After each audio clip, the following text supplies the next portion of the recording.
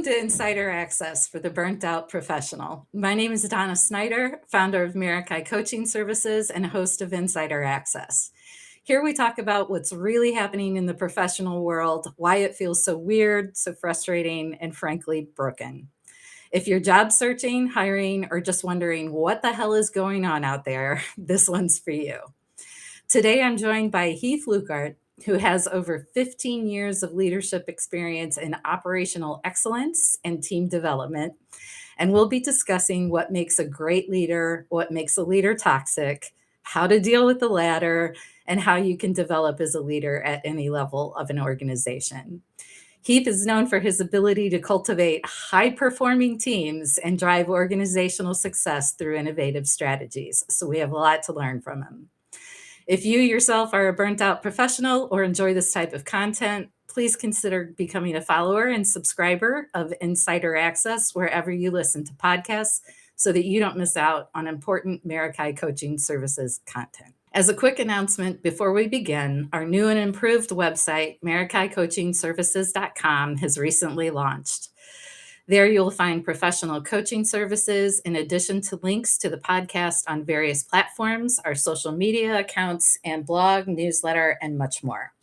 I work one-on-one with people every day who are working through these types of challenges. So let's talk. Head over to MirikaiCoachingServices.com today to learn more about seasoned professional coaching for individuals and companies. That's MERAKI coachingservices.com. Thank you so much for joining us today, Heath. Would you please give an introduction? Glad to be here. Again, Heath Luikart. Been in operations, as Donna said, for over 15 years now. Feels like a lifetime. Last 4.5, 5 years have been at the COO capacity in multiple different industries, mainly core industries of staffing, consulting, professional services, but the gamut of all the industries, healthcare, financial services, IT, you name it. So it's been a fun ride. Been there, done that. Excellent. Well, thanks again for joining me today. For the audience, Heath and I worked together for 6-7 years, right around there. Yeah. Yep. So I've witnessed your leadership firsthand. And when I thought about doing an episode on leadership as a topic, I have to admit you were the first person I thought of. And I also have to tell a little story that kind of sums up the kind of leader and person you are from the start. Okay. Oh boy. So I just want to start with being in a meeting where you and I were working together, but you were not there. Don't remember why. You weren't present. And I won't use names, but our general counsel at the time, you came up in conversation and he said the phrase, that guy's team would run through a brick wall for him. And it was 1000% true. So I've seen that firsthand. And throughout our careers, you and I have both witnessed the good and the bad ends of the spectrum when it comes to leadership. You have clearly nailed the good end of this. So I wanted to talk about how you got there. Sound good? Sounds great. All right. Awesome. So the first thing, you and I shared kind of the bit about Hogan, the Hogan Institute, and some research that they did recently about what a good leader is. And it was a little unique, I thought, to a lot of the other stuff you see out there about, how to be a good leader, because what the approach they took was instead of talking to leaders and asking what they thought a good leader was, they talked to the people who report to those folks. And just for the audience, this was a global study. They had the data set involved over 14 million assessments that they have spanning 190 countries. They surveyed 10,000 people across 1,900 organizations and came up with some surprising results.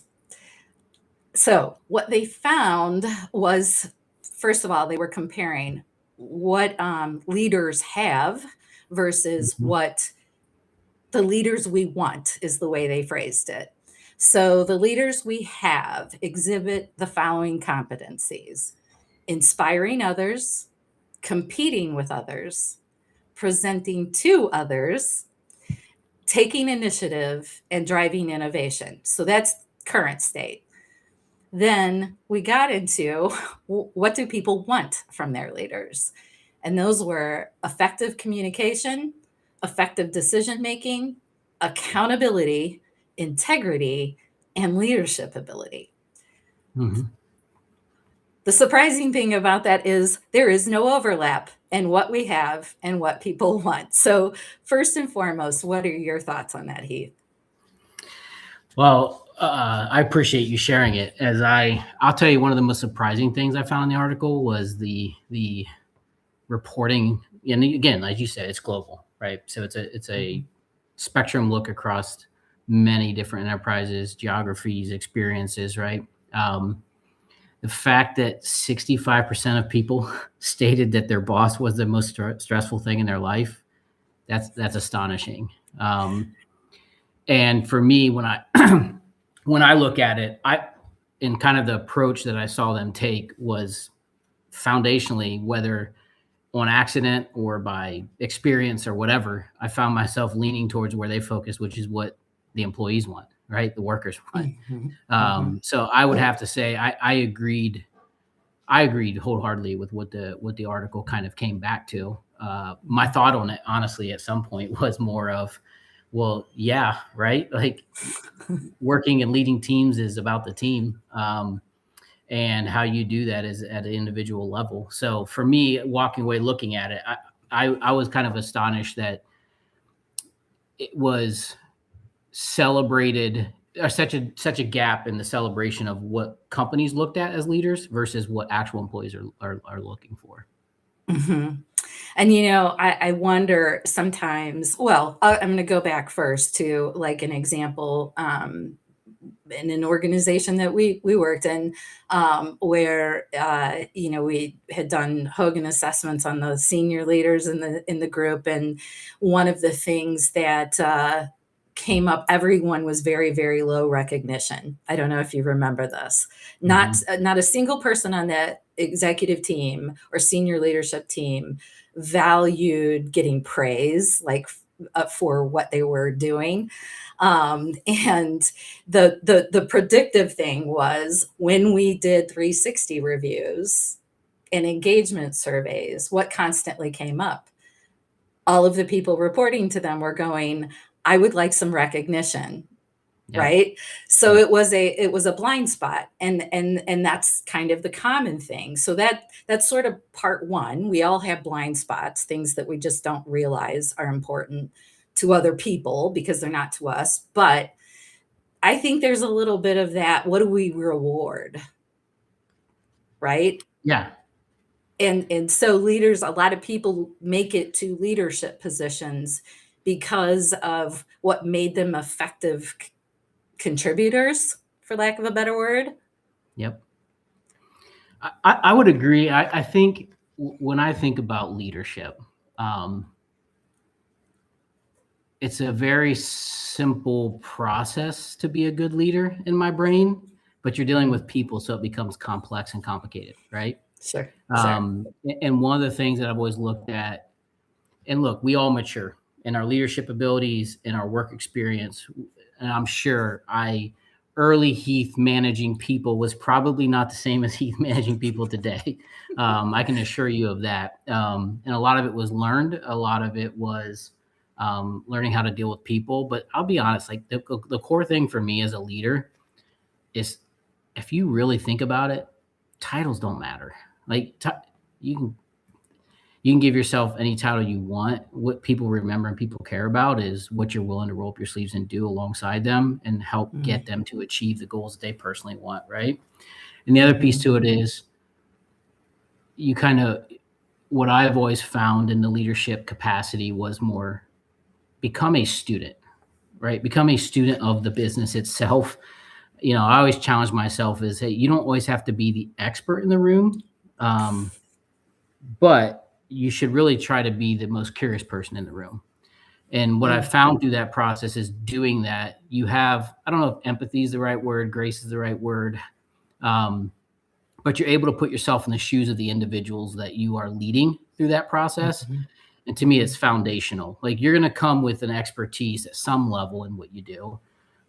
Or you could be, if you've ever seen really great leaders, it doesn't matter what environment you put them in, they continue to be great leaders.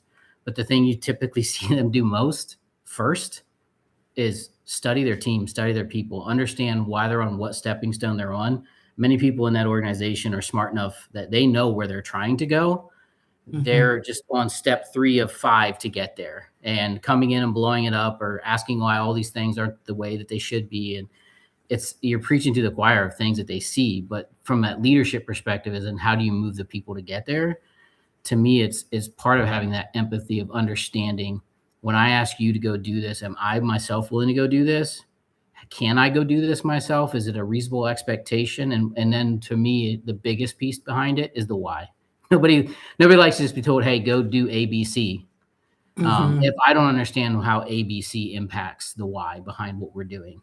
And everybody has different motivational factors. It's difficult as a leader to motivate on an individual by individual basis, but you collectively have drivers around individuals that you can kind of unite frameworks around to ensure that the process that you're going through really makes the individuals themselves feel like you care.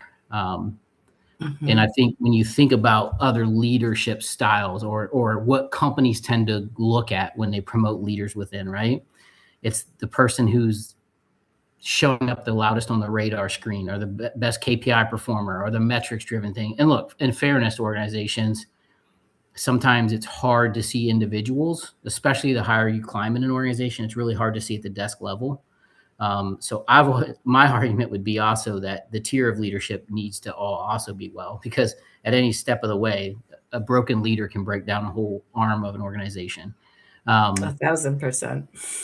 but that, to me, when I look at it, some of the simplistic things, it's really just being a good human being and understanding, right? Like, for instance, you have a quota for that quarter as a leader.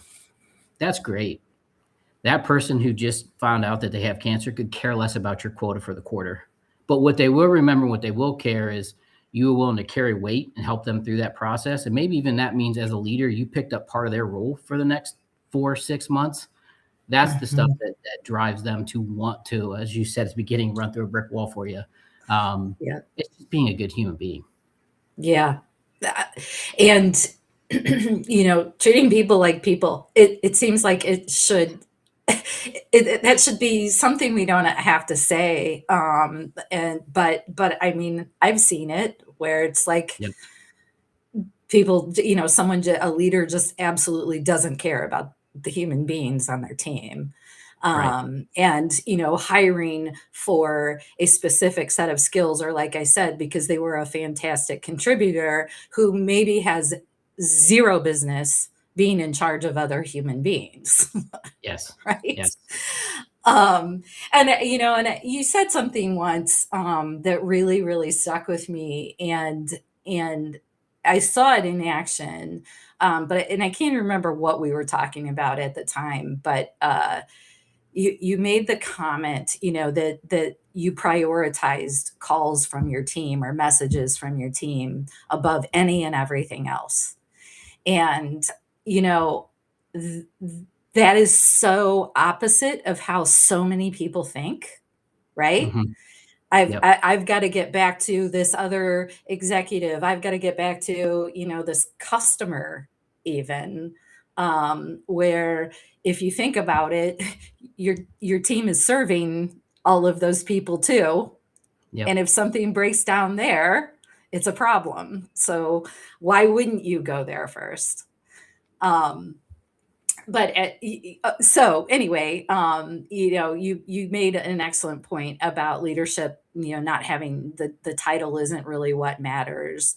Um, what are your thoughts about, I firmly believe that people can lead in individual contributor roles, even without a title, even without any of the authority, right?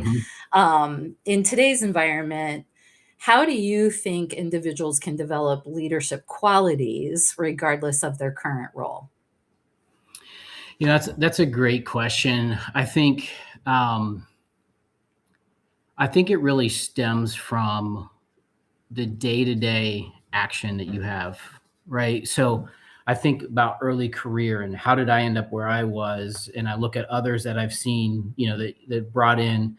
Um, I always say like the best accomplishment you can have as a leader is bringing somebody in who's brand new, and you watch them 5, 10 years later, and they're running an organization or running a huge department. Like to me, that's the success behind it.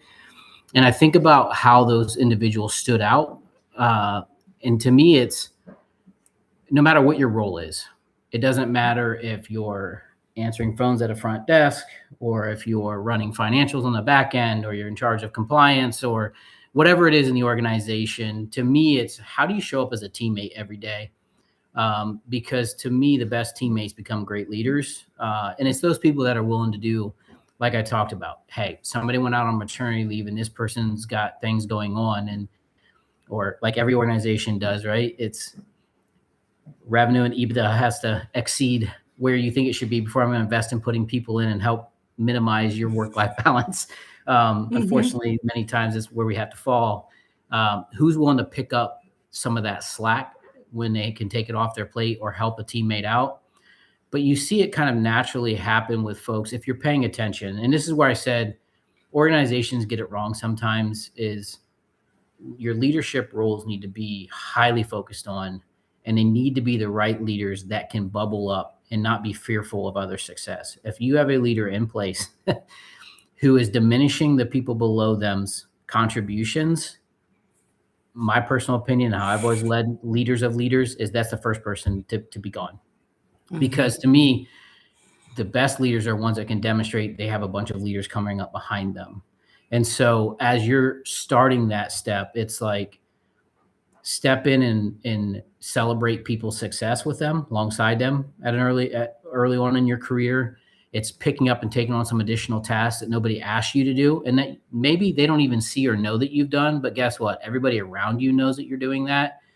You will start to have advocates on your team who are supporting that promotion for you. You will have advocates on your team that will start talking about all these things. And look, some of the leadership may be blind to it or not have privy to see it, but it'll get loud enough to where you get that recognition. Instead of being that top performer on a KPI chart where everybody's looking at it, it'll become an undeniable thing. And you will start to see that you have little subcultures that are following that individual before they ever had the title.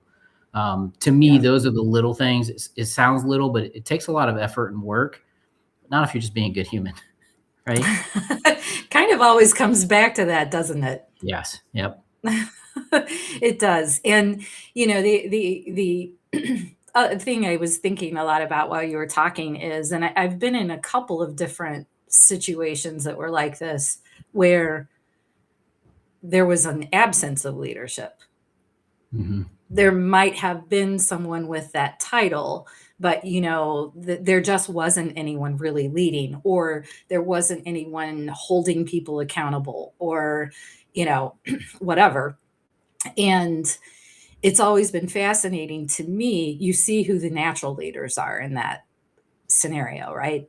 Yep. Because there's someone who's going to have the one-on-ones with their peers that aren't happening with the leader, or it's or pitching in, like you said. There's a lot of different ways to do it, and one of the more interesting ones to me is when people start using influence, like they're good at Hmm. influencing other people, and figuring out how their peers tick, and then getting Yep. them to perform, or motivating them, kind of flying under the radar.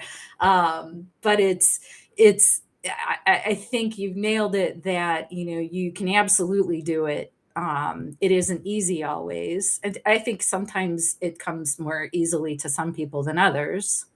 There Yeah. are people who are just naturally good leaders, but it's possible.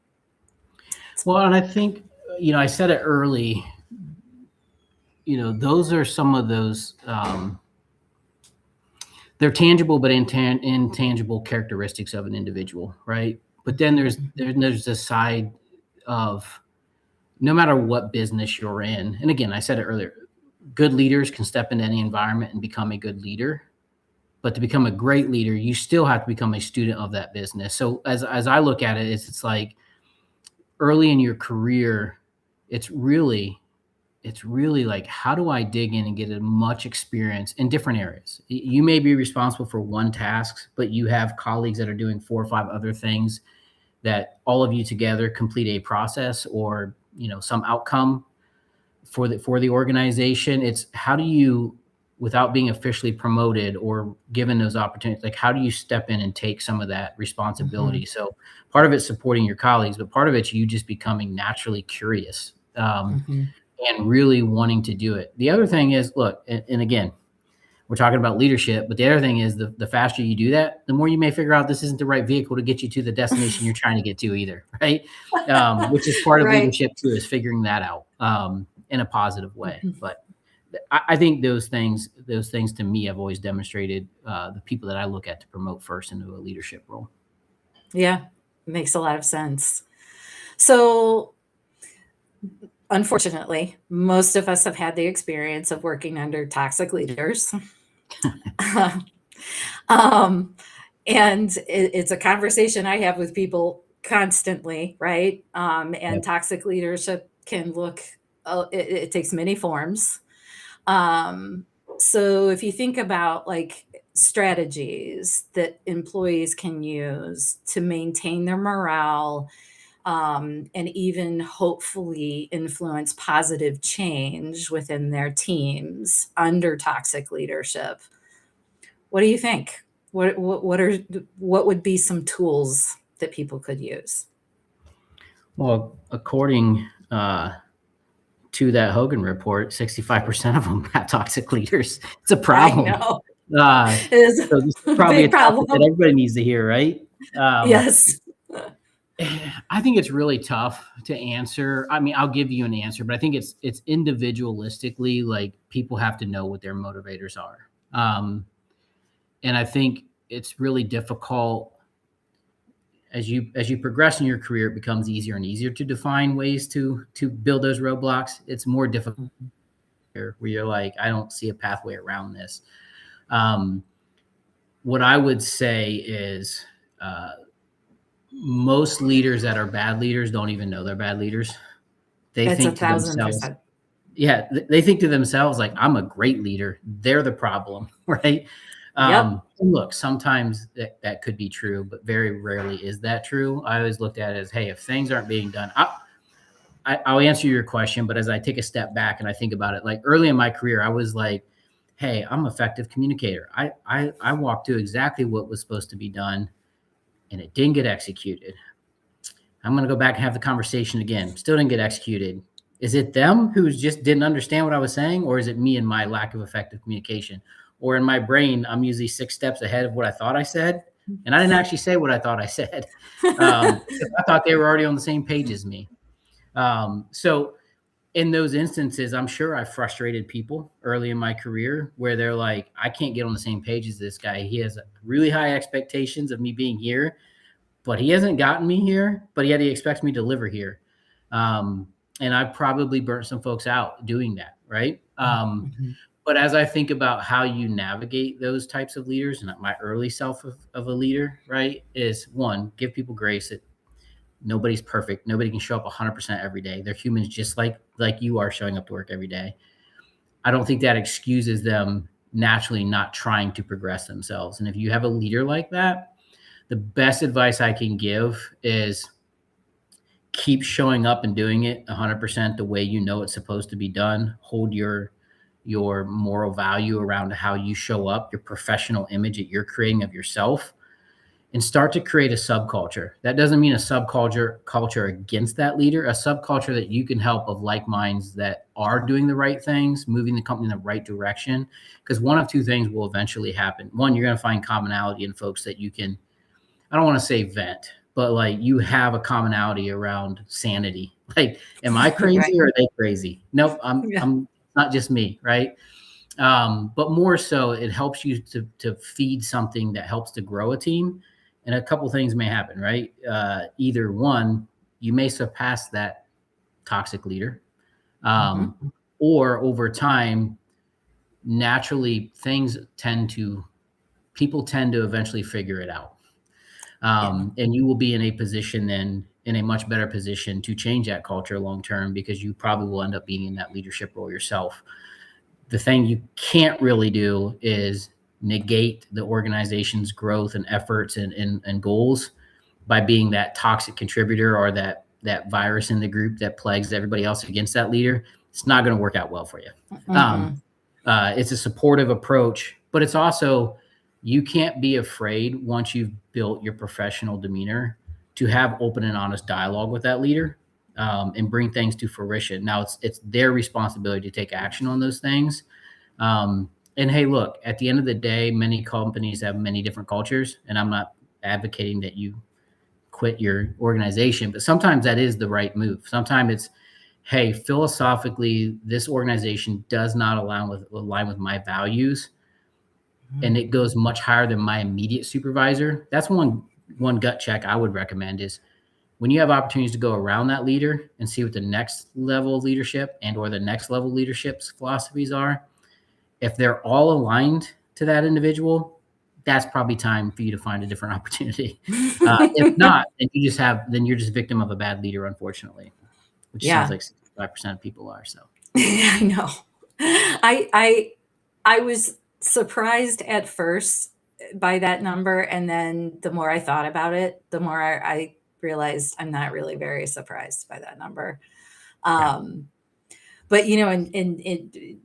in terms of strategies, I do think a lot of it comes down to personality, right? Like yeah, so meaning if I'm on the receiving end, I'm underneath a toxic leader.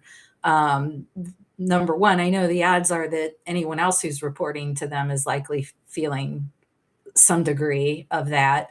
And I tend to, it's just my personality to tend to, I want to try to find ways that I can support the other people, my peers who are also, you know like so it's like a buddy system. Like we can do mhm, this together. yeah, If we just stick together, we'll get through this. So I think that that's one way. And the other thing, and I thought about this actually twice now, so I have to bring it up. But early career type stuff. When I think about it, there's so much to the point of people thinking they're great leaders. I'm going to tell a story on myself, which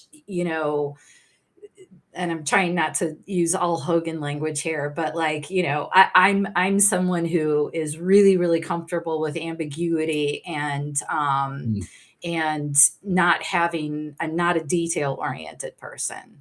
And so, for someone to give me in something I'm comfortable in, for someone to give me a project or an assignment and just say, here's what I need you to do, go figure it out.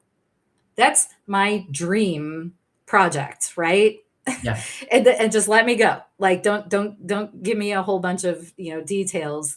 And I think of two situations where I had to really adjust my own natural tendencies.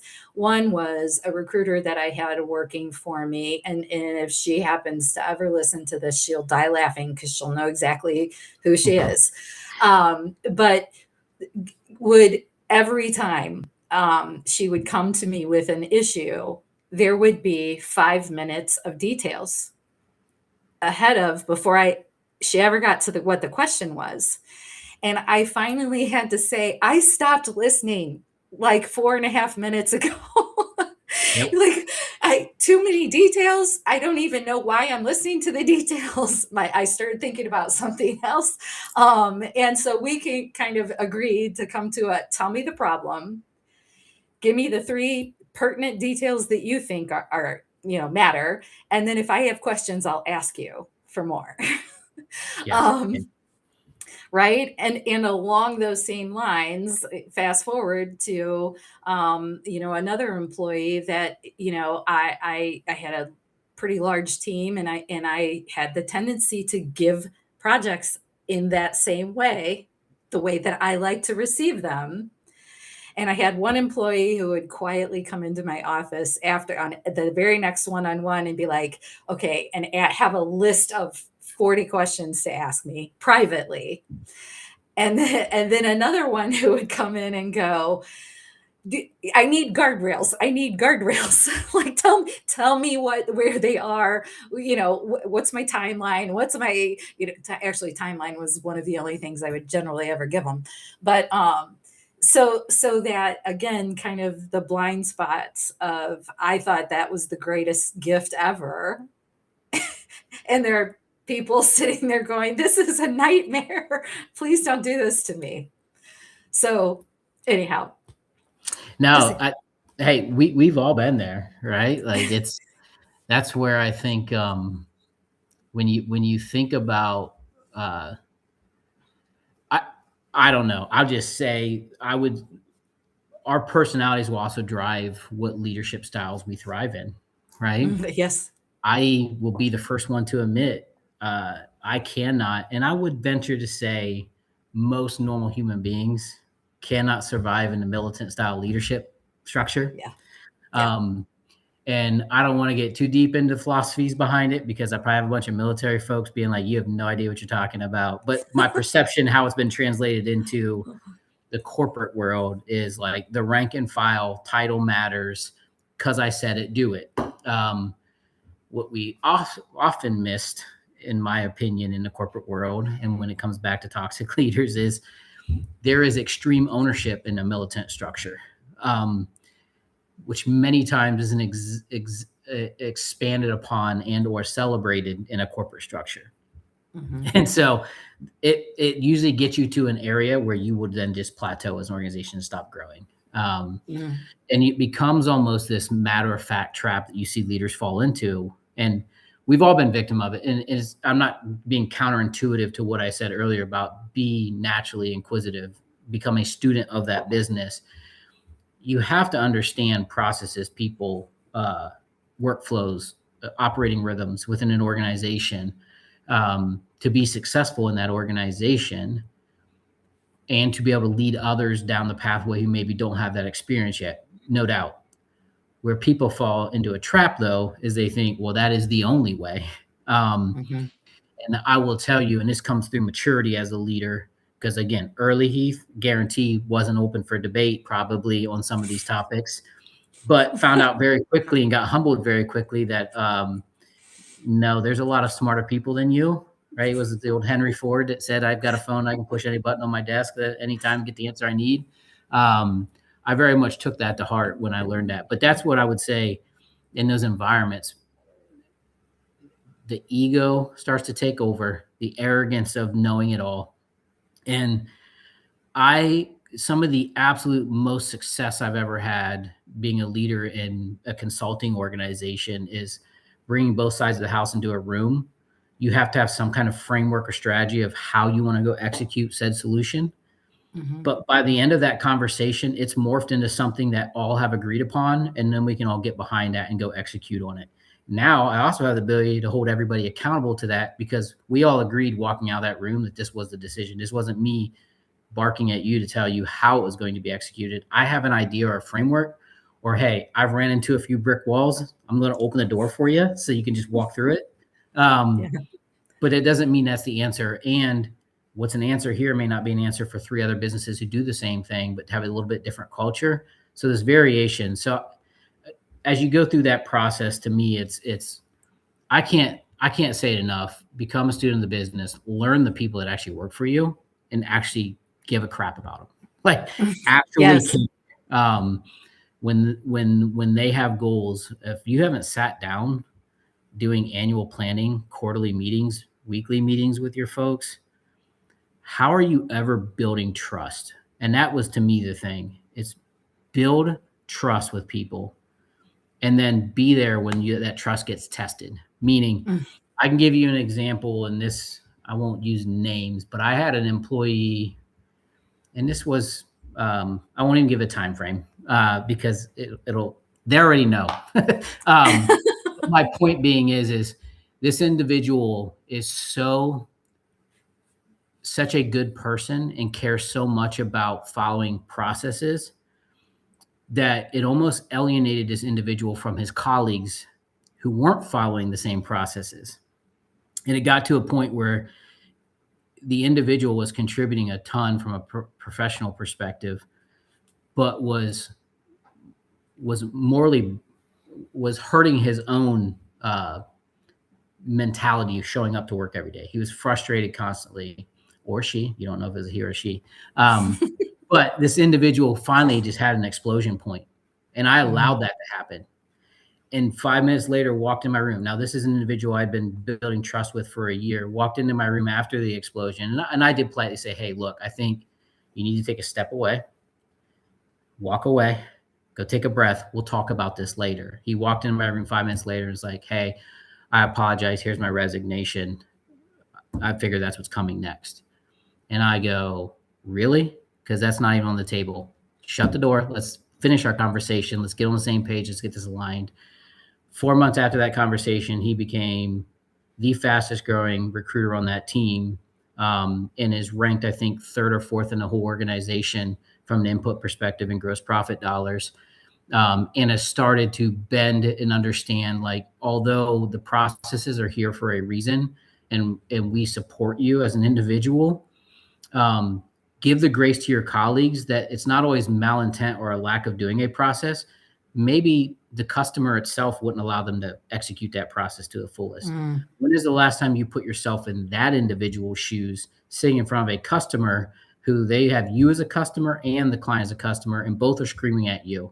Who do you satisfy, right? So it's just having empathy through those processes. But the point of that conversation more is I clearly didn't have the trust of him yet that he felt confident enough that he could come talk to me before it had to become an eruption. So it was a learning. I looked at that as a leader saying, that's on me, not him.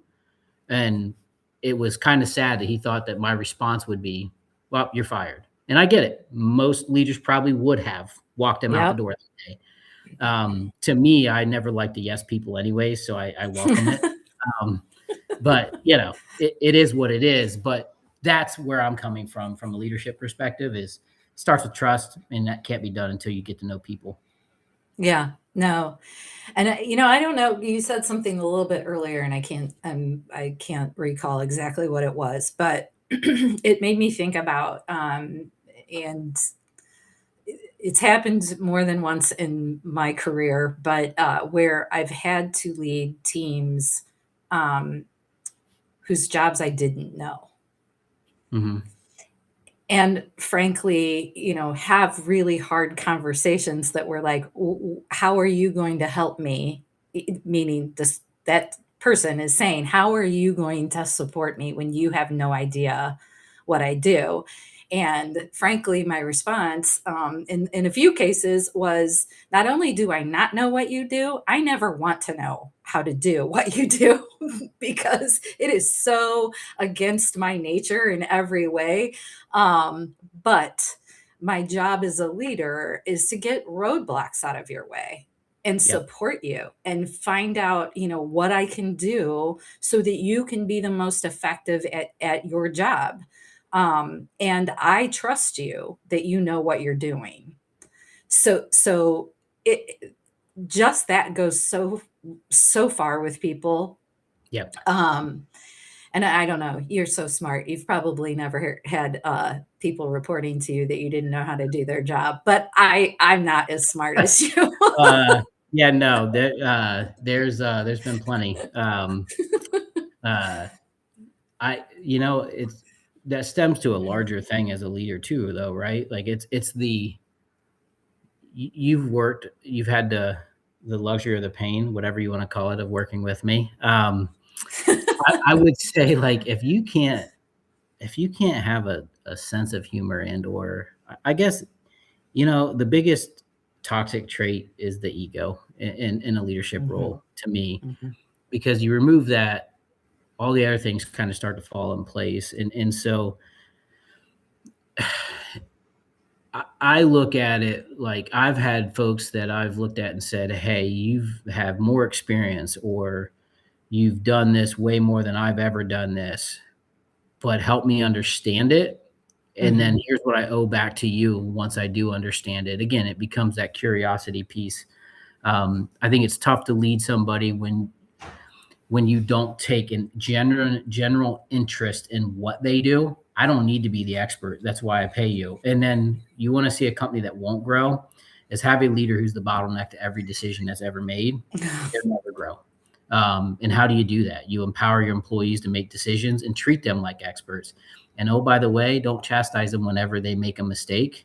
I always told my teams, and I'm sure you've heard me say it before, but like, hey, if you've never made a mistake, you're probably not busy enough. Like, I make mistakes. We all make mistakes. It's what we do with those and move forward. But again, I I would love nothing more than a team that feels empowered, and that's what I always try to do is just empower them to make the decisions, become the experts. I love it when they can come to me and tell me how something's going to be executed because they have way more knowledge than I do, and I literally look at it and be like, "Sounds great. Let's roll. Let's go." Right? Like, I've got nothing to critique. You know more than I do. It fits our Right. model. It fits our process. It aligns to an outcome. I'm sure you're amply more qualified than I myself am. Doesn't mean um, that I have to have my ego bruised because they are smarter in something than I am. Sure, sure, but that's a huge problem, isn't it? I think. Yeah. I've encountered Yeah. that a million times, right? Leaders who think they have to have all of the answers. Baloney. I call Yep. total baloney on that. Not being able to trust their teams. I mean, granted, you can have someone, sometimes, right bus, wrong seat, Yep. sometimes wrong bus, Hmm. and as a leader, you got to figure all of that out and make the moves that you need to make.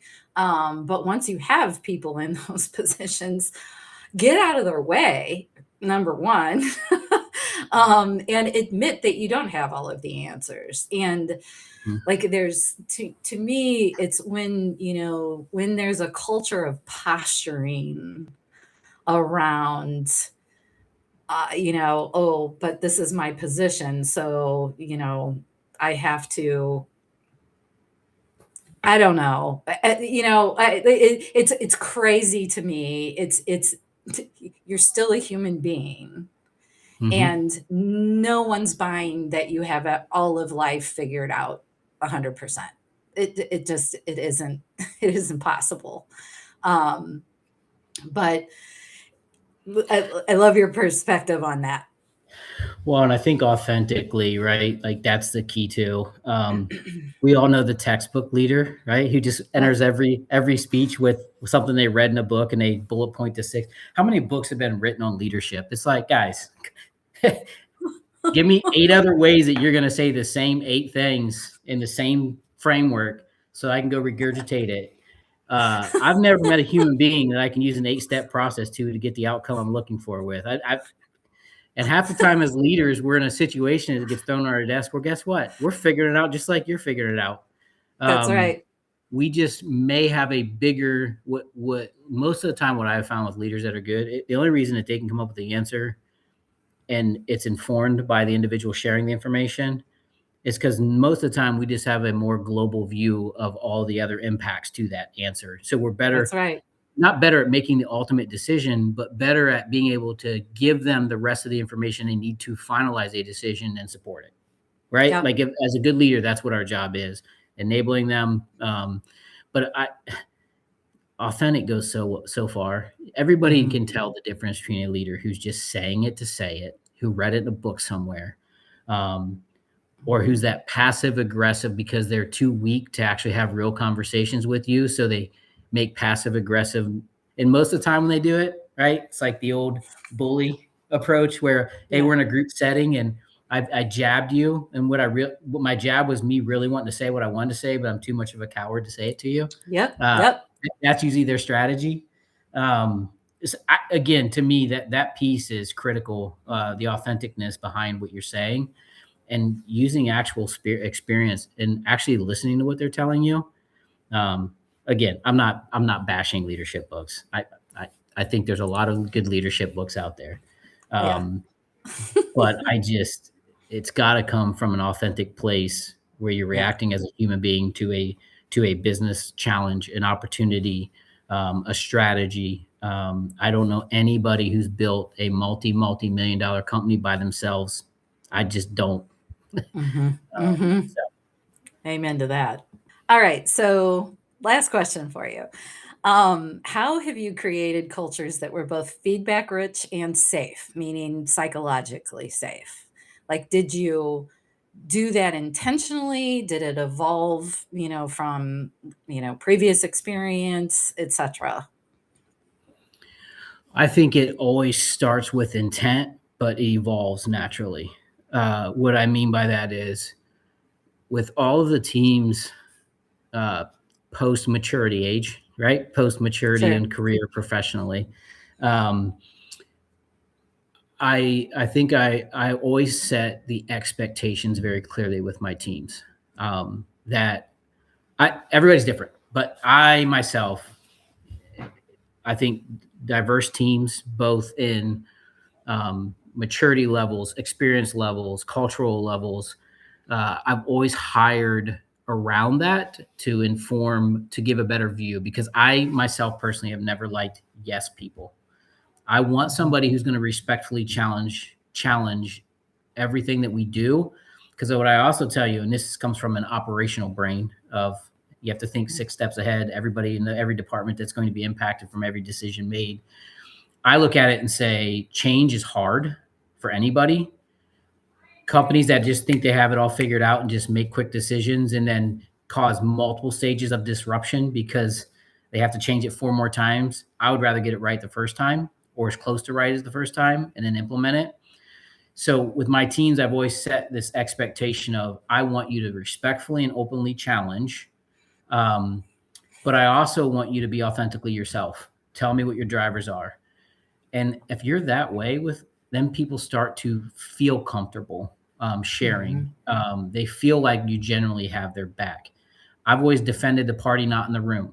I've always tried to give the other perspective of the other party rather than just piling on. Many leaders will become sycophants and try to pile on and get gains through that.